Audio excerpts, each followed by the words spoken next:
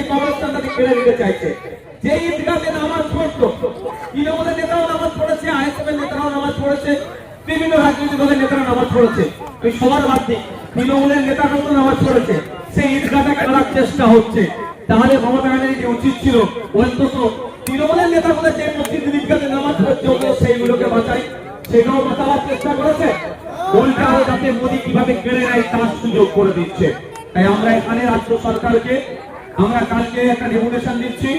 রাজ্য সরকারের কাছে আমাদের একাধিক দাবি আছে। ওয়াকফ বোর্ডের মাধ্যমে দাবি রাখছি যে এত অল্প সময়ে কিভাবে পোর্টালে আপলোড করবে। 6 মাস আগে ঘোষণা হয়েছে, আপনি বলেছিলেন পশ্চিমবঙ্গে আপনি ইমপ্লিমেন্ট হতে দেবেন না, মানুষ চুপ করে বসেছিল। আপনি হঠাৎ 10 দিন আগে 8 দিন আগে বলছেন সব আপলোড করে দাও, কি করে হবে? আপনাকে দায়িত্ব নিতে হবে, 1 বছর সময়ের ব্যবস্থা করতে হবে। দ্বিতীয় দাবি আমরা কি করব? আমাদের সকলকে দাবি তুলতে হবে পোর্টালে আপলোডের ক্ষেত্রে অনেক তথ্য। মাদ্রাসা, মসজিদ, ঈদগাহ, কবরস্থান নিয়ে সমস্যা হচ্ছিল, তখন আমাদেরকে দিল্লি যাওয়ার নিদান দিয়েছে। 2026 আসছে, আমরাও মমতা ব্যানার্জিকে দিল্লি যাওয়ার নিদান দেবো। বাড়ির সামনে বড় বড় ব্যানারে লিখে দেবো, কাগজে প্রিন্ট করে, যে ওয়াকফ সম্পত্তি বাঁচানোর আন্দোলন আপনি দিল্লি গিয়ে করতে বলেছেন, ভোটটার সময় আপনি গিয়ে দিল্লিতে গিয়ে ভোটছেন, আমার বাড়ির সামনে আসবেন না। এরা কত বড় নির্লজ্জ, এরা কত বড় নির্লজ্জ ভাবুন।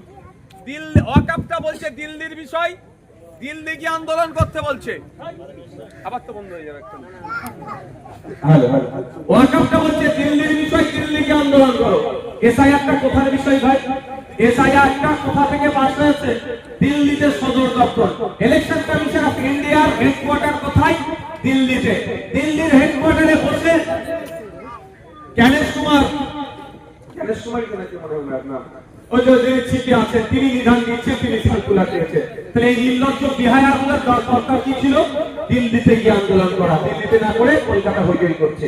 যেই দিন আন্দোলন করেছে তারপরের দিনে আমার ভোট সুরক্ষা ক্যাম্প চালু করে দিচ্ছে। একদিকে আন্দোলন করছে, আবার একদিকে ভোট সুরক্ষা ক্যাম্প করছে। আমি আপনাদের বলবো 11 তারিখ অপেক্ষা করুন। মমতা ব্যানার্জি অনেক কথা বলেছে, কি করে দেখার বিষয়। আমি আপনাদের বলছি ভয় পাবেন না। তৃণমূলের নেতা হলেও তার নামও যদি বাদ করে যায়, তার পাশে কেউ থাকুক আর নাই থাকুক, ভাঙড়ের বিধায়ক তার পাশে থাকবে, ভাঙড়ের নেতৃত্বরা তার পাশে থাকবে। আমি আপনাদের বলতে পারি, তৃণমূলের কোন নেতার নাম বাদ করলে, তৃণমূলের কোন সমর্থকের নাম বাদ করলে তৃণমূল তার পাশে থাকবে না। আমি উদাহরণ হিসাবে দিয়ে দেবো, জ্বলন্ত উদাহরণ দেবো। যে তৃণমূলের